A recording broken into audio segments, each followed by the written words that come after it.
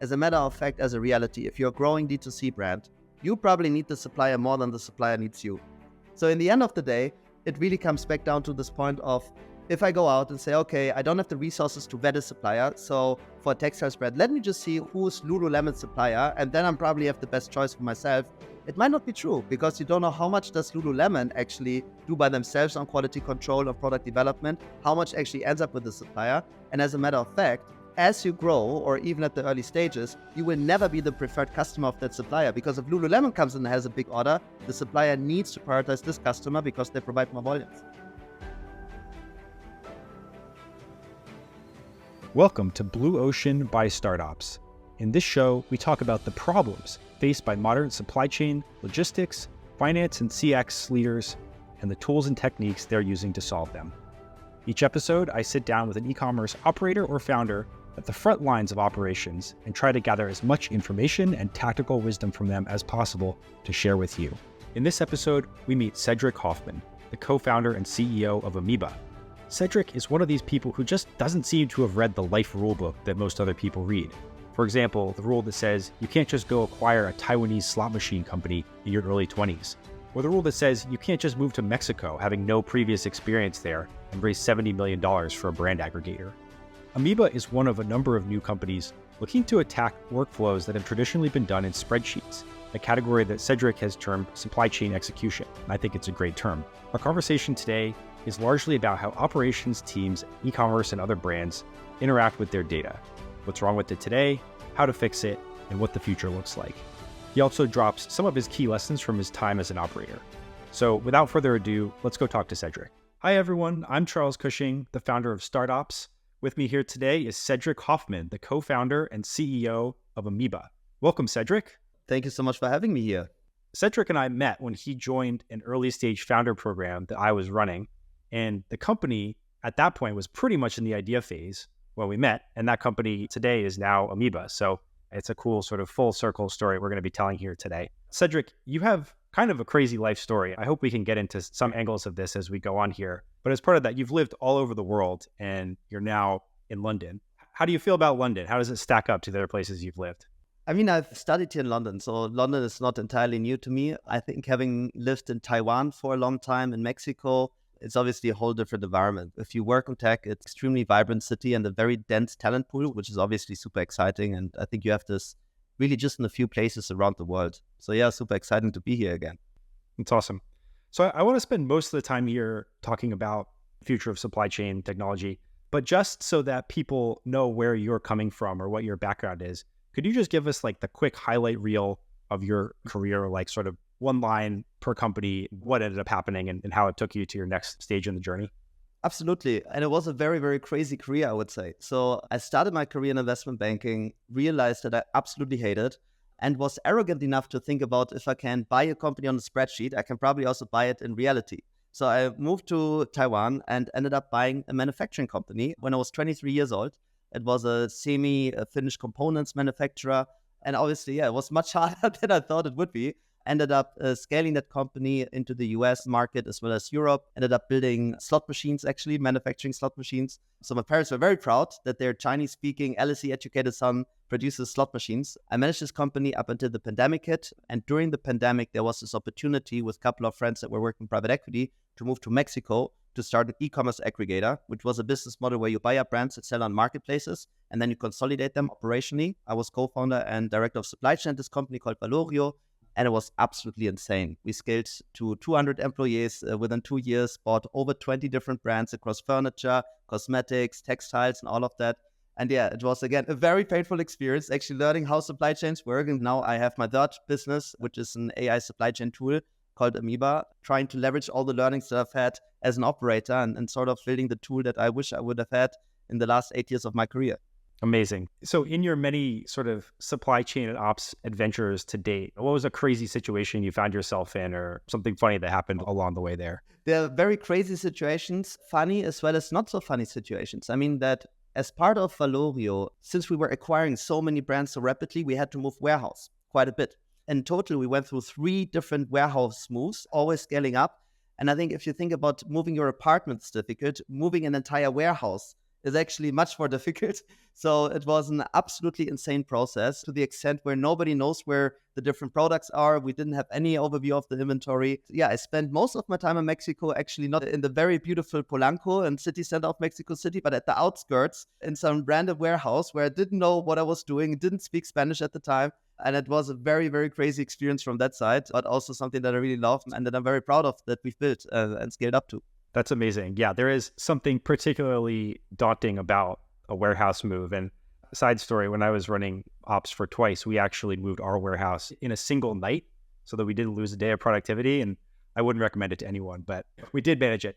Just real quick as a funny story, since we're so understaffed at some point, to move all our people from the office into the warehouse to actually help us with the pick and packing at some point. So it's like you have people from accounting and people from sales, and they're sitting there and they're repacking the Eames chair because it was one of our bestseller items. It's actually really hard to make that grow when you scale up so quickly. That's incredible. It's a very like Amazon style story there.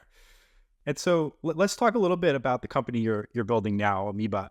We'll get kind of deeper into various angles of the company soon, but maybe just to set context, what's the one-liner about what you're building and what problem you're solving? The one-liner would be that there's a lot of very critical data along your supply chain that is currently being lost because it's spread over Excels and PDFs and emails and WeChat conversations with your suppliers. And this data is currently managed manually. And people have to go into their emails and find out and fish out these data. And it's usually that you are actually very reactive in your approach to managing your supply chain because you are never really on top of what's the latest status of my order, where's the production delay and all of that.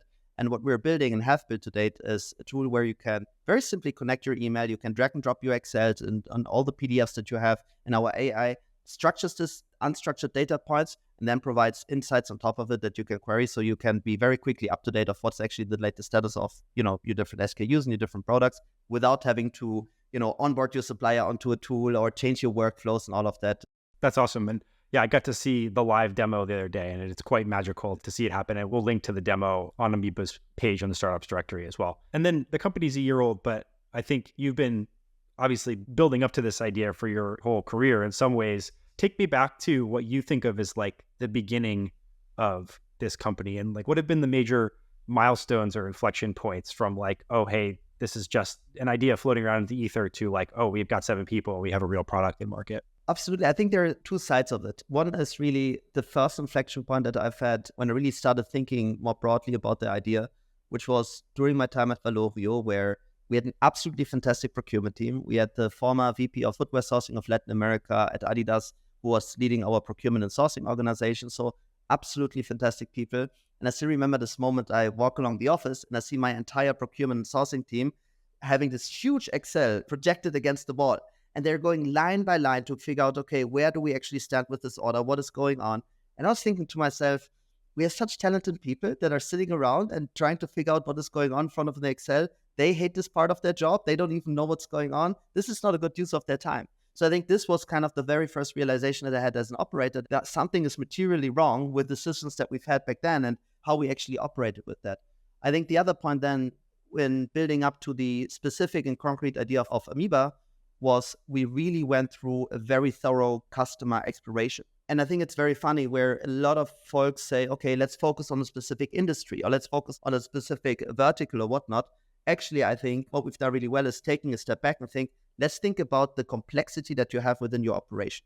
So in the end of the day, it's not about how big the company is or how many products you're launching or if it's a CPG product or a furniture product, but actually really thinking about, okay, how many suppliers do you need to manage? How many SKUs along your supply chain? How deep does your supply chain go? And where are the real challenges on an operational workflow level?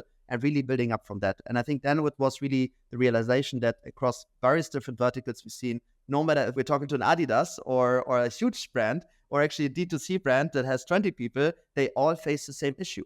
This was a realization where we then said, okay, if they all cannot leverage the data, there must be a huge opportunity to actually do something here. And I think it was also for me very nice, the realization that probably I haven't built a messy operation in the past, but actually everyone is facing this issue. So the learnings that I had personally really also translate into all these other customer conversations that we've had. And yeah, it was a great validation for the idea, but also great validation for my career as an operator. That's really cool. So you kind of like future-proofed it a little bit by talking to like the big enterprise and like the small D2C seller and figured out like what's the common ground basically. Absolutely, absolutely. And I think a lot of smaller brands and D2C brands, they always think about, oh, we can never get as professional as an Adidas. In reality, the operation at Adidas has the same challenges that you have as a D2C brand, and that it's not getting easier, with size. It's actually just getting more and more complicated. So this was a very interesting realization on our side, I would say.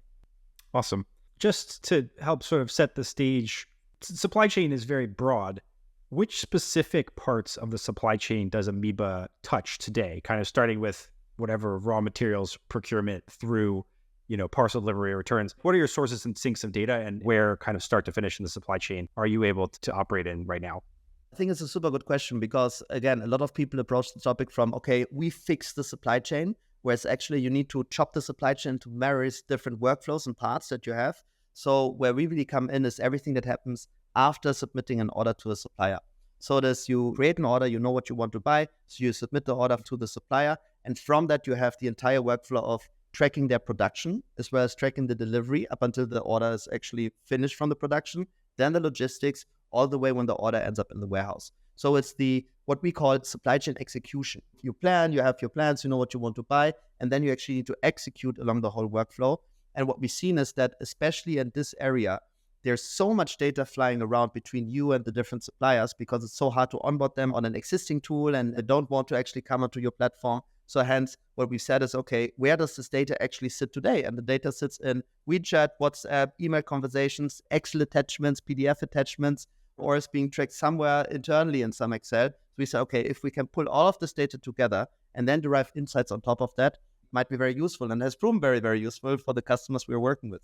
And so you're not really into like forecasting, inventory planning, anything like that. You sort of take as given, all right, we're submitting a PO and we are going to help you track and execute against that PO, any delays that might happen, any, wrinkles that might appear in the process, all the way through to, okay, this is landed safely in your distribution center. And that's kind of where the process ends. Am I reading that back correctly? Absolutely. And I think what's really interesting is to see that the majority of delays actually don't happen because there's this external event where you have no control over, or there's, the Houthi attacks in the Red Sea. I mean, these things happen. But actually on a daily business operation, it is delays that happen during production because the quality control falls through, or there are too few SKUs that have actually been sent, the quantities are not correct, or the prices change and you don't have actually an understanding about the prices because you have put some price into the ERP system, but then the producer quotes you another price, and you don't update it in the ERP system. So it's these little things that are actually really fundamental for your operation, and also where you can intervene to mitigate delays before they have a financial impact and hit your bottom line. Because when there's a Houthi attack, there's not really something you can do. There's a delay that happens, an external one. But when you have a failed quality control and you be informed on time about it, and you can nudge the supplier to give you feedback over WhatsApp, WeChat, or email to actually tell you in advance, because suppliers don't really like to do that normally, you can then actually prioritize and think about, okay, what are the right steps to mitigate this delay in order to actually make it happen? Be it air freight, be it finding a second source supplier, be it to push the supplier and say, hey, actually, we split the PO into two different POs and just send me the goods that are already available for shipment. And I think it's these things to then have visibility to make the right strategic decisions. Right. So there's kind of this fog of war, or like problems that happen that don't alert themselves. They fail silently, I guess is the way to put it. And you're preventing those silent failures. Absolutely, yes. Nice. That's like a really good picture of the product. Maybe we can just make it like one step more concrete. And I'd love to hear a little bit about a specific case study of one of your customers. Like, what did their setup look like before? Because people already have varying kind of degrees of supply chain tooling in place, right? What did their setup look like? And what was the process to get them on board? What did you actually have to do to give them access to the tool and change the way they were operating? For me, it was extremely interesting. So we have a brand that is a D2C brand that is selling home decor goods, hardware, what we call it, to basically refurbish your home. They have more than 20 suppliers across India, China, Turkey, all around the world. And it's a small company. I mean, they have around 30 employees. And the trigger point when we had this conversation for me really was that they said, we could sell more products, but actually we cannot handle the complexity on the supply chain side because we don't know what is actually happening. So it was really where we said, okay, it's not just about the efficiency of managing this better and being sure that you're in stock, but they had the opportunity to actually sell more products, and they had ideas, and they saw now there's a market. But they said, okay, if we have more suppliers, more SKUs, it will be unfeasible for us to stay on top because we can also not keep hiring more and more people to manage this complexity and the supply chain. And from that, we then said, okay, let's try to work together and see how our tool can actually have an impact for you, as opposed to saying, hey, here's the golden solution, really being quite open to see the effect that the tool might have for them. And it worked wonders. So essentially, they've immediately got on top of it, of their supply chain and all the latest products workflows, just by connecting their email. They drag and drop their Shopify product Excel into the platform. Our AI connected all of these different data points. It was essentially a less than 10-minute onboarding, so there was no real implementation that had to be done. They just simply drag and drop all the data, and every new email that they sent to the supplier was automatically then captured from the email, ingested into our tool and into our platform, so they could really be on top of it. And by now, we have half of the organization actually using our tool, either directly by then taking actions on the different orders, or also the COO, just to be updated of where they stand, or the accounting team, so that they know when do we need to now actually pay an invoice in order to make sure that the supplier produces the goods on time.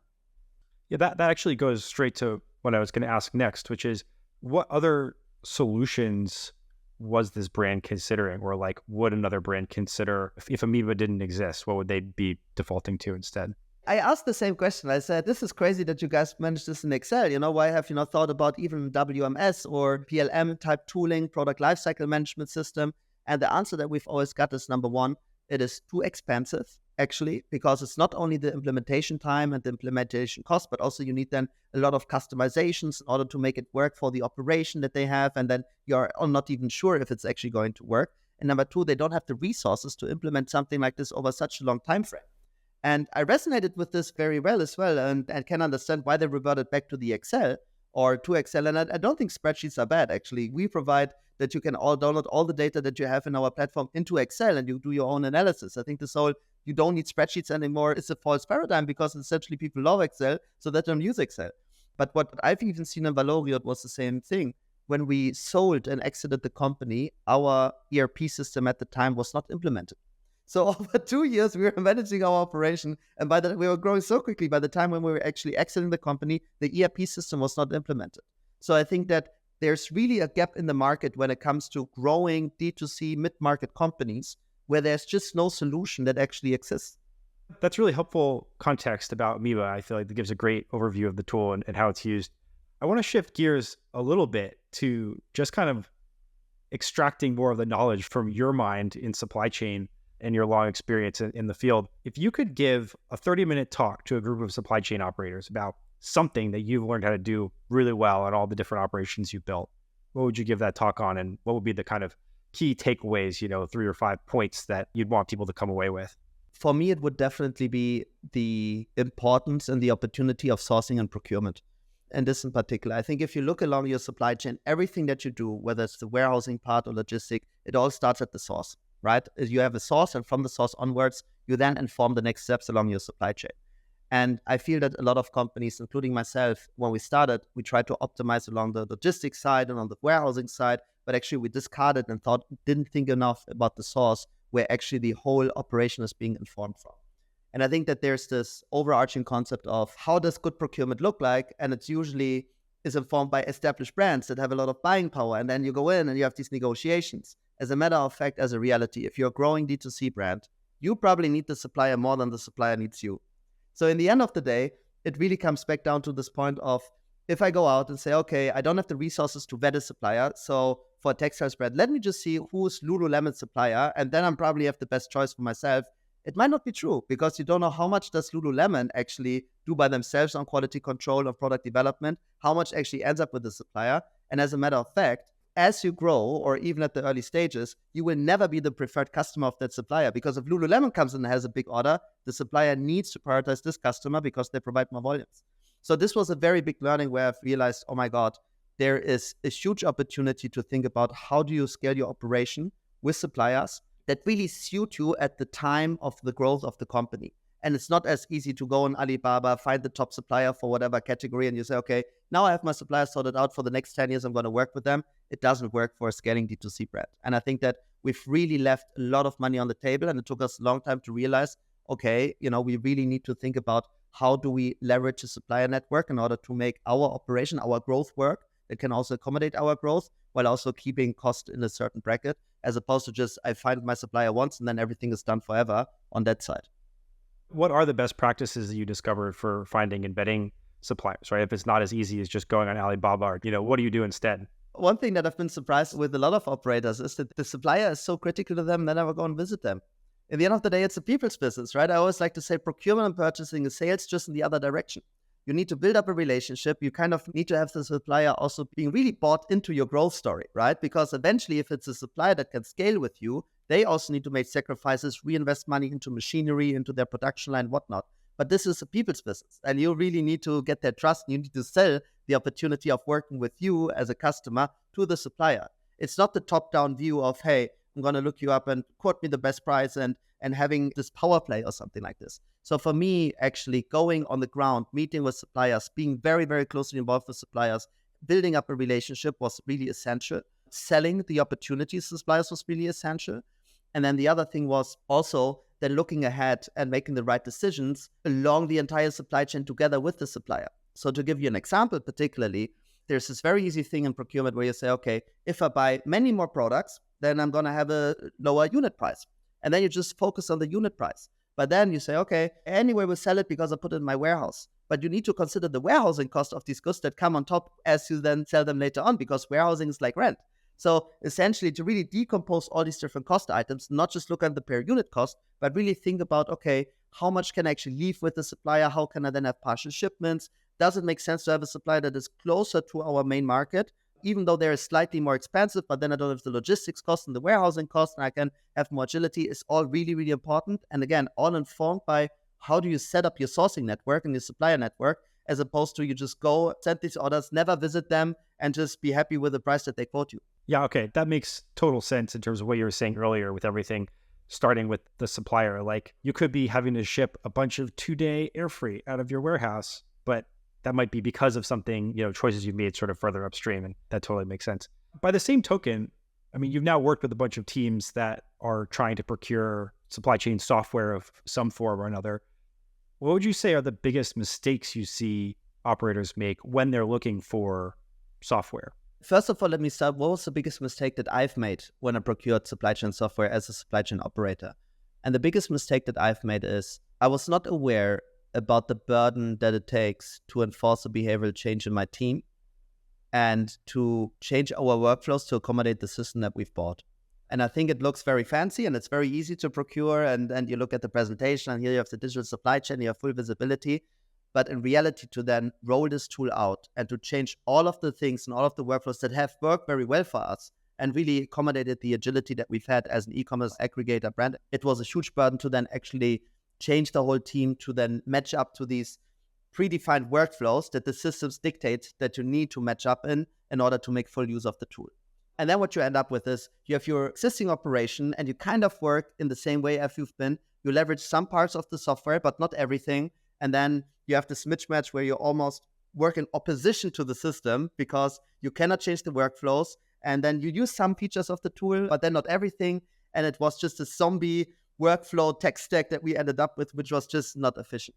So I think actually going back, on the first principles basis and say, okay, what do I actually need? As opposed to focusing on SEM, SRM, PLM, PIM, right? All these different acronyms. Like, let's really start at the bottom. What is it that I need to manage my operation? What is it I want to get out of a PLM system or an ERP system or an SEM system? Or what is it that I actually need? And how do I operate today? And how does it accommodate my operation? I think is something that is absolutely critical and that a lot of teams overlook, because I talked to some teams and they said, somebody told me I should get a PLM system. I said, do you know what a PLM system does? And they don't know it. And I also don't know it. So in the end of the day, it's okay, let's actually think about what is it that you need and build from the ground up, and then really find the right tools that really match your current operation as well as the operation that you want to build up towards to, as opposed to trying to fit into a paradigm or into a certain software stack that might not really accommodate your operation. Yeah, and I think that's a really interesting point. It feels like there is this kind of alphabet soup of supply chain software tools out there, IMS, OMS, ERP, WMS, whatever. They all bite off different parts of the supply chain, but a lot of them are not like MECE, it's like one thing might have 80% of what you need and the other thing might have 80% of what you need, and you kind of have to mash them together to get the result you want. I do think it's fair to say that there are probably archetypes of different supply chain setups, right? For a very small Shopify brand, it might just be Shopify data and Excel. For a multinational enterprise, like they're almost certainly running SAP, Oracle, or like a big ERP. Then there's this kind of messy middle though, which I think that's where you're building. And I think that's where a lot of companies find themselves, where there isn't just like the go-to solution. And I'm curious for your thoughts, just in terms of what you've seen working for other brands. What are the other mental models supply chain operators should have? If the spreadsheet thing isn't working anymore, and if the ERP thing with modules is too hardcore, how do you think about what's the right way to store and action on my supply chain data? I think that there's the hypothetical case of what's the ideal solution. And then there's the case of what's the reality that we have actually what you can choose from. Coming back to what I said earlier, I think there is no solution that currently exists that really fits that sweet spot or this middle spot that you just mentioned. So either what I see, and when I talk to different operators, especially now with Ameba, is they either still just use Excel, or they use a system that doesn't really fully work for them, and they use Excel in tandem. And both are kind of failure modes. And I think it's just been something that has been overlooked for such a long time. And it's something that we can talk about in a minute, which is if we actually take a step back and think about where did these like supply chain tools actually originate from? And what were the business models or operational models they've been built for? And how do they now try to cover as much ground as possible, which is just not possible. Also, in our regard, what I said at the beginning, we need to have laser focus on a very certain supply chain complexity that we are trying to solve. And it might not work for a pharmaceutical company and might not work for an automotive manufacturer, but it really works for these D2C brands that are sitting in the middle and having a certain growth trajectory. It might also not work for smaller D2C brands where the Excel is perfect for them. And I think actually not going in and saying, okay, we want to cover as much ground as possible, but saying, okay, what's the real problems that we're trying to solve and the real pain points for a particular customer segment is essential. And I think that this is something that a lot of tools and a lot of solutions just have never done. They came in and said, we're going to fix any supply chain. Every supply chain is different. So at the end of the day, you got to pick and choose your battles as well. And where do you really want to do something really, really well, as opposed to trying to overhaul, everything. You've piqued my curiosity now. Like, what is the sort of history of the existing supply chain tools as you see it? What we've really seen is we had the origin of the ERP system in the 1980s, 1990s. And the ERP system was built for financial workflows that you have within your companies. And at some point, the SAP and all the big ERP players said, okay, you know what, let's not only do the invoices over SAP, but now you can also send your PO. So essentially what we see is that supply chain tooling has kind of been bastardized on top of these financial ERP solutions to then say, okay, let's capture as many other workflows in the company. However, the workflows that you have on the operational supply chain side are very, very different than the streamlined workflows that you have on the financial side. So that's where you end up with software that has been built on top of financial workflows for operators that don't really work for the dynamic and burdensome operation and the workflows that you actually have in the operation. So that's where you really end up with all these different features and a huge feature stack. And here's the one-size-fits-all SAP ERP solution, where that supply chain team say, okay, this somewhat works for me, but then I still need to work in my Excel, and where you end up with this very weird thing. And I think that we actually are now, especially because of AI, at an inflection point where suddenly we can have what I would call disaggregated tech stack, where you actually can have different modules that are really, really good for a particular workflow that very seamlessly fit in together. And you don't need to go to SAP and say, I want the ERP and this and this and this and this module. But actually you can say, okay, I can choose Ameba for my supply chain execution. I can choose XYZ for my demand planning. I can choose this for my WMS. I can use Flexport, and I don't even need a TMS, because then I can use Flexport as a solution to manage my containers and all of that. And you can really pick and choose, and they can all very neatly integrate, and you create the tailored software stack that is really, really suited for the operation that you're building.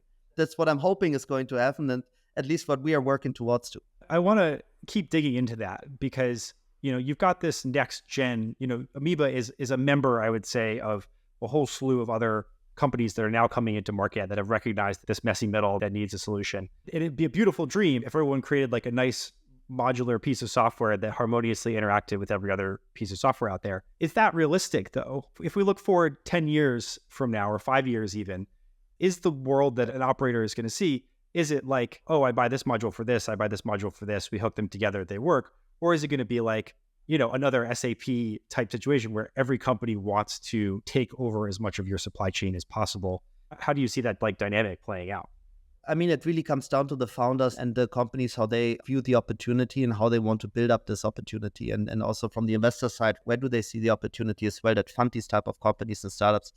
what I believe and what I can see is I think that the pie is large enough and the pain is large enough that you can actually build a really, really big company by doing one part of the value chain really, really well. To now go in and say, okay, because it worked for SAP, now I kind of need to get into the same land grabbing opportunity and now I need to take over the entire market is not right. In the end of the day, you can build some very high valuable, agile companies with not as many resources as SAP needs to then actually build out a tool that is a great value driver and also provides a lot of values back to the founders and the investors in a particular segment. I think the biggest challenge that we see really on the technical side is, as you say, the integrations and how do these different tools interact with each other. What I see right now and what I'm really proud of as well is that there's actually a community of founders like myself that are very collaborative and say, hey, how could we make it work? And how can we upsell each other as actually the leading tool for a certain thing, right? So it's for me going in and be like, hey, there's this really cool ERP tool. If you're looking into an optimization on the financial workflow side, you should not only consider Ameba for your supply chain execution, but here you have actually a really nice tool and we can think about how can we integrate together and really jointly sell that decomposable tech stack with the best-in-class solutions as opposed to going in and say, here's the SAP or Salesforce, and we kind of push it out into the market as a huge thing. Tell me if you disagree with this, but it feels like a lot of the time, the pain that someone is feeling is like, oh, there's no system of record for this, for, my PO, for my pallet position, for whatever, how many SKUs I have. And so people go looking for a piece of software to be that system of record. And of course, where these systems break down is, well, we say it's the system of record, people expect it to be up to date, but we require manual workflows in order to keep it up to date. And so it can fall out of date, so nobody trusts it anymore.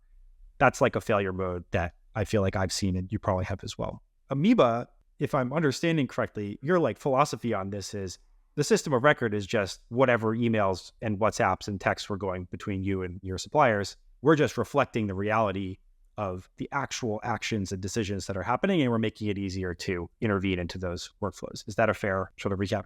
Absolutely. I mean, it's a self-updating source of truth for your operational workflows. And I think here we also distinguish very clearly that it's not a self-updating source of truth for every single workflow in your company. And again, trying to make the SAP mistake, but to say, okay, what we see on the operational side, post-order execution and really supply chain execution is that the most critical data points and the latest status of your order is actually being communicated back and forth, whether it's over email, WhatsApp, WeChat, or then the relevant attachments. And we are capturing this data to then have it as a source of truth that is up to date in real time, all the time, not just for you, but for the rest of the company. Now, how this then works for invoices or for things that are outside of the supply chain is also not something that we focus on. And I don't know if emails or WeChats are actually the system of record for your accounting team. I hope not. I don't think that this is a good choice. But with your suppliers that are sitting in China and Turkey and Portugal, in Mexico, wherever, this is actually where the most recent updates lie. And having that, enriching this is something that we've seen, again, to be super, super powerful because it's actually 30% of a procurement manager workflow just to be on top of these latest data points and kind of chasing behind and not being proactive in your planning, but actually being reactive all the time to, what's the latest bad news and where's the house burning again, as opposed to knowing, okay, I can anticipate what is happening and now I can action on and prioritize where I really need to focus on and what can I actually drop. I think something just clicked for me is like people use system of record and source of truth almost interchangeably, but your sort of core conceit here is that you can be a source of truth without necessarily being a system of record. And that's also, I guess, what unlocks you being able to work harmoniously with other pieces of the supply chain software stack. Up and down the stack, it's like you're not fighting for like, oh, this is in our format. It's like, well, the format's just email. We can hand this, our aggregation of this view downstream to the warehouse, upstream, if we need to, but we don't have to like own the physical bit that say, oh, this is like, where a piece of inventory is on the water. Exactly. And I think obviously, and it's not just text-based, so we are translating this unstructured data into numerical structured data that you can then also leverage with other structured data sources and you can pull it together. But I think, again, there needs to be a paradigm shift also on the operator side to not say, okay, a system of record is what SAP or the ERP systems have told us in the 1980s, and this is how it needs to be built up. But actually, you can think about, okay, what are the different layers, right? It can also be, we are seeing this with our solution where we sit on top of existing ERP systems that have been built in the past, and we just supercharge them and make them better with all the additional pieces of information that they cannot capture, and then it's being enriched into the ERP system if this is what the customer wants to use. But I think that when we think about younger operators or younger brands and D2C operators, let's not fall back into this is how the tech stack should look like, but rather take a step back and think about, okay, what is it actually that I need for which workflow and which position? And I think that, on the accounting side, you really want to have a system of record because you need it in order to report your taxes and whatnot. And on the operation side, it's actually you want to be on top. What is the latest status and what's the latest update and what's the difference between what you've planned and what is actually coming in and out of that. And this is really what we're building towards to. Awesome. Well, we're pretty much out of time. So I just want to say thanks again for joining us today, Cedrik. Remember, you can check out the lessons from this episode and Ameba's verified page on the StartOps Directory. We will link that in the show notes. Thanks for joining us, Cedrik. Thank you. Thank you for having me. I hope you enjoyed this episode of Blue Ocean. Blue Ocean is produced by StartOps, a growing collection of resources for operations leaders at e-commerce brands. A few of the things we built include a growing, vendor-free Slack community for operators to ask their most important questions and get answers from trusted peers, a job board that curates jobs from 1,500 modern brands, a media hub that includes this podcast, as well as articles and templates on a variety of operations topics, and a comprehensive directory of the software and services used by our community members. If you want to learn more, head to startops.network. And to keep up with the latest information from StartOps, or catch the most recent episodes of Blue Ocean, follow the StartOps page on LinkedIn or subscribe to our newsletter. Thanks for listening and hope to catch you next episode.